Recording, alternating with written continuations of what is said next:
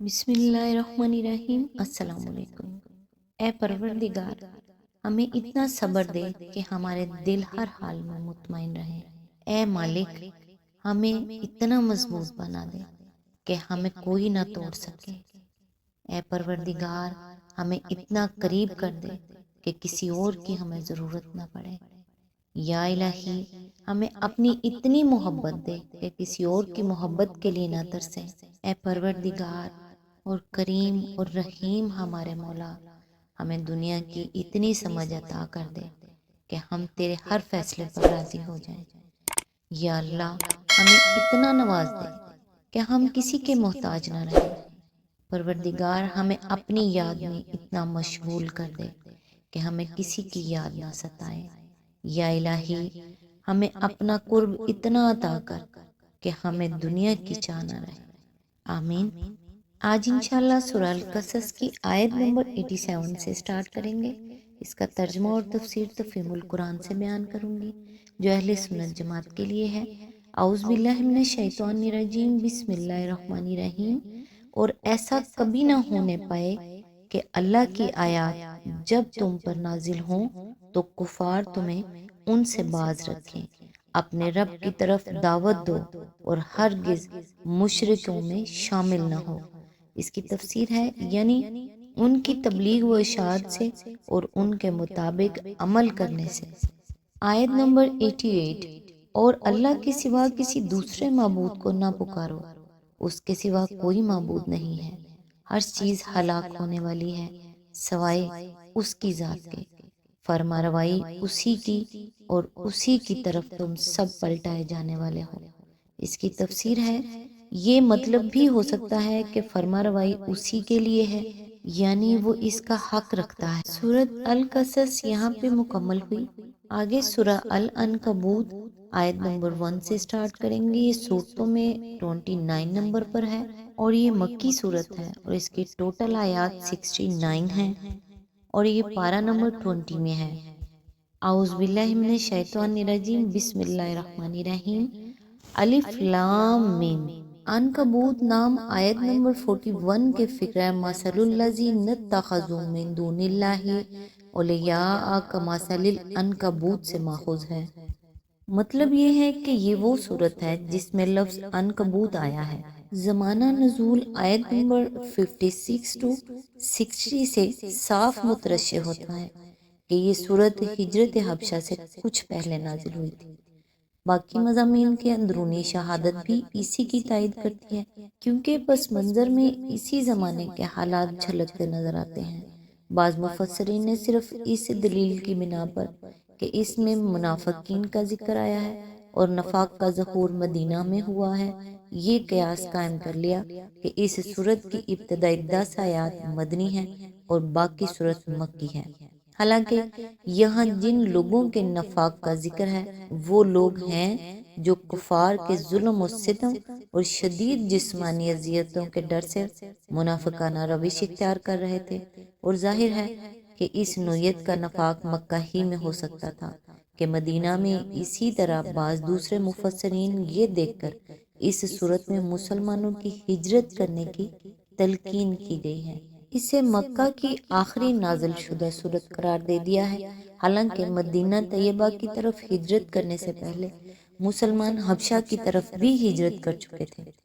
یہ تمام قیاسات دراصل کسی روایت پر مبنی نہیں ہیں بلکہ صرف مضامین کی اندرونی شہادت پر ان کی بنا رکھی گئی ہے، اور یہ اندرونی شہادت اگر پوری صورت کے مضامین پر بحیثیت مجموعی نگاہ ڈالی جائے مکہ کے آخری دور کی نہیں بلکہ اس دور کے حالات کی نشاندہی کرتی ہے جس میں ہجرت حبشہ واقع ہوئی تھی۔ موضوع و مضمون صورت کو پڑھتے ہوئے محسوس ہوتا ہے کہ اس کے نزول کا زمانہ مکہ معظمہ میں مسلمانوں پر پڑے مصائب و شدائد کا زمانہ تھا۔ کفار کی طرف سے اسلام کی مخالفت پورے زور و شور سے ہو رہی تھی اور ایمان لانے والوں پر سخت ظلم و ستم توڑے جا رہے تھے۔ ان حالات میں اللہ تعالیٰ نے یہ صورت ایک طرف صادق الایمان لوگوں میں عزم و ہمت اور استقامت پیدا کرنے کے لیے اور دوسری طرف ضعیف الایمان لوگوں کو شرم دلانے کے لیے نازل فرمائی۔ اس کے ساتھ کفار مکہ کو بھی اس میں سخت تہدید کی گئی ہے کہ اپنے حق میں اس انجام کو دعوت نہ دیں جو عداوت حق کا طریقہ اختیار کرنے والے ہر زمانے میں دیکھتے رہے ہیں۔ اس سلسلے میں ان سوالات کا جواب بھی دیا گیا ہے جو بعض نوجوانوں کو اس وقت پیش آ رہے تھے۔ مثلا ان کے والدین ان پر زور ڈالتے تھے کہ تم محمد صلی اللہ علیہ وآلہ وسلم کا ساتھ چھوڑ دو اور ہمارے دین پر قائم رہو۔ جس قرآن پر تم ایمان لائے ہو اس میں بھی تو یہی لکھا ہے کہ ماں باپ کا حق سب سے زیادہ ہے، تو ہم جو کچھ کہتے ہیں اسے مانو ورنہ تم خود اپنے ہی ایمان کے خلاف کام کرو گے۔ اس کا جواب آیت نمبر 8 میں دیا گیا ہے۔ اسی طرح بعض نو مسلموں سے ان کے قبیلے کے لوگ کہتے تھے کہ عذاب و ثواب ہماری گردن پر، تم ہمارا کہنا مانو اور اس شخص سے الگ ہو جاؤ۔ اگر خدا تمہیں پکڑے گا تو ہم خود آگے بڑھ کر کہہ دیں گے کہ صاحب ان بیچاروں کا کچھ قصور نہیں ہے، ان کو ہم نے ایمان چھوڑنے پر مجبور کیا تھا، اس لیے آپ ہمیں پکڑ لیں۔ اس کا جواب آیت نمبر 12 اور 13 میں دیا گیا ہے۔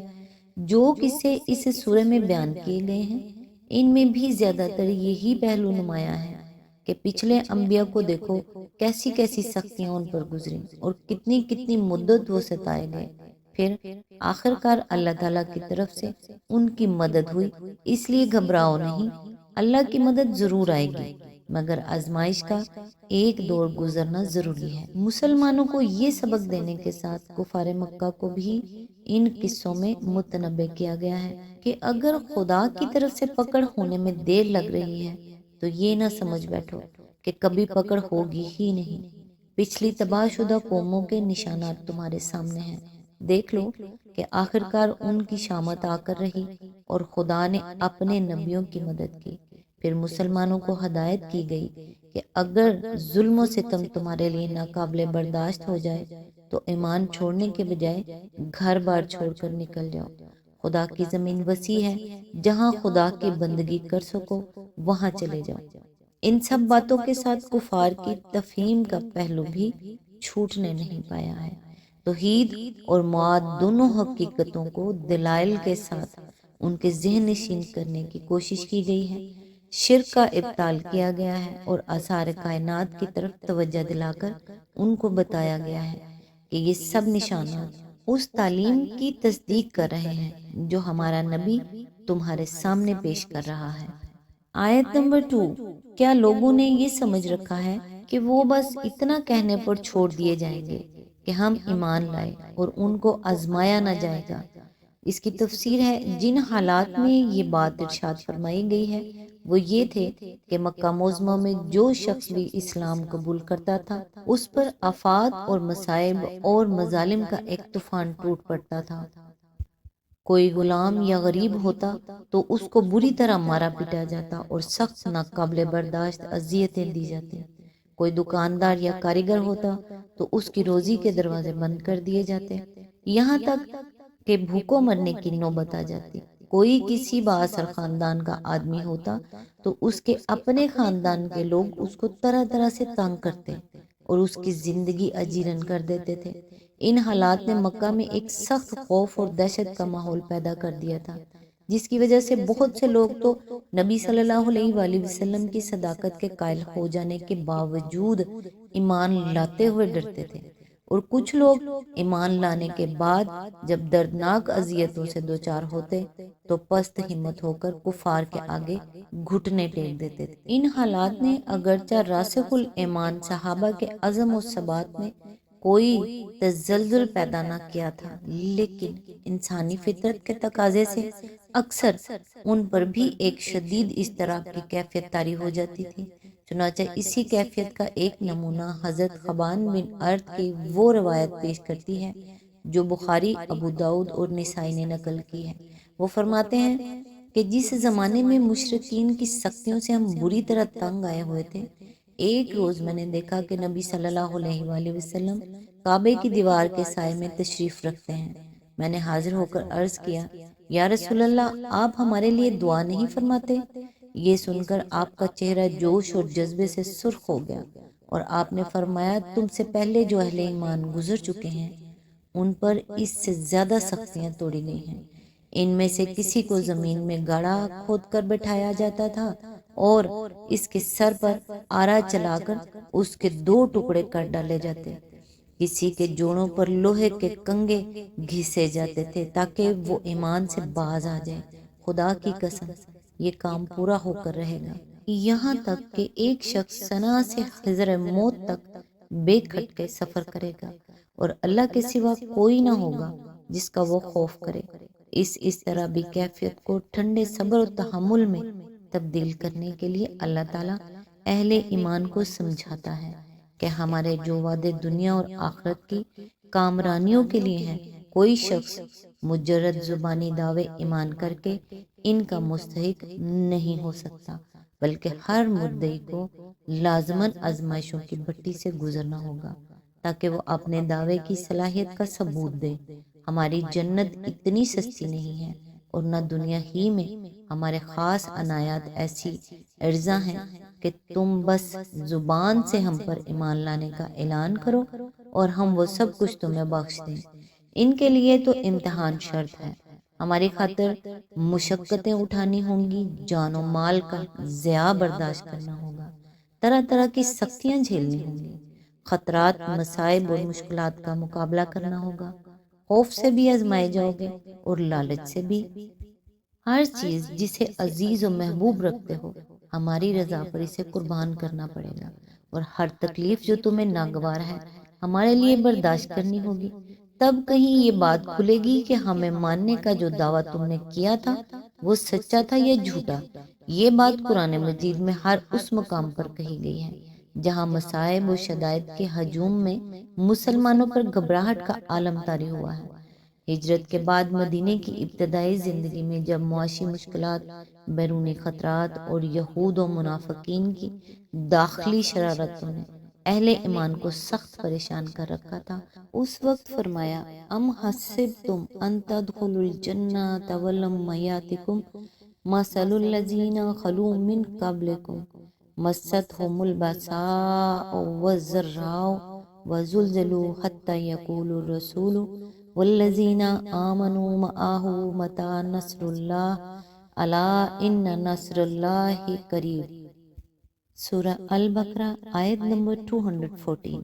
یعنی کیا تم نے یہ سمجھ رکھا ہے کہ تم جنت میں داخل ہو جاؤ گے، حالانکہ ابھی تم پر وہ حالات نہیں گزرے جو تم سے پہلے گزرے ہوئے اہل ایمان پر گزر چکے ہیں۔ ان پر سختیاں اور تکلیفیں آئیں اور وہ ہلا مارے گئے، یہاں تک کہ رسول اور اس کے ساتھ ایمان لانے والے لوگ پکار اٹھے کہ اللہ کی مدد کب آئے گی۔ تب انہیں مژدہ سنایا گیا کہ خبردار رہو، اللہ کی مدد قریب ہے۔ اسی طرح جنگ احد کے بعد مسلمانوں پر پھر مصائب کا ایک سخت دور آیا تو ارشاد ہوا ام حسبتم ان تدخلوا الجنۃ ولما یعلم اللہ الذین جاہدوا منکم ویعلم الصابرین۔ سورہ آل عمران آیت نمبر 142۔ یعنی کیا تم نے سمجھ رکھا ہے کہ جنت میں داخل ہو جاؤ گے، حالانکہ ابھی اللہ نے یہ تو دیکھا ہی نہیں کہ تم میں سے جہاد میں جان لڑانے والے اور پامردی دکھانے والے کون ہیں۔ قریب قریب یہی مضمون سورہ آل عمران آیت نمبر 179 اور سورہ توبہ آیت نمبر 16 اور سورہ محمد آیت نمبر 31 میں بھی بیان ہوا ہے۔ ان ارشادات سے اللہ تعالیٰ نے یہ حقیقت مسلمانوں کے ذہن نشین فرمائی ہے کہ آزمائش ہی وہ کسوٹی ہے جس سے کھوٹا اور کھرا پرکھا جاتا ہے۔ کھوٹا خود بخود اللہ تعالیٰ کی راہ سے ہٹ جاتا ہے اور کھرا چھانٹ لیا جاتا ہے تاکہ اللہ تعالیٰ کے ان انعامات سے سرفراز ہو جو صرف صادق الایمان لوگوں کا ہی حصہ ہیں۔ آج تک کے لیے بس اتنا ہی، نیکسٹ انشاءاللہ آیت نمبر 3 سے سٹارٹ کریں گے۔ تب تک کے لیے دعاؤں میں یاد رکھیے گا۔ اللہ حافظ۔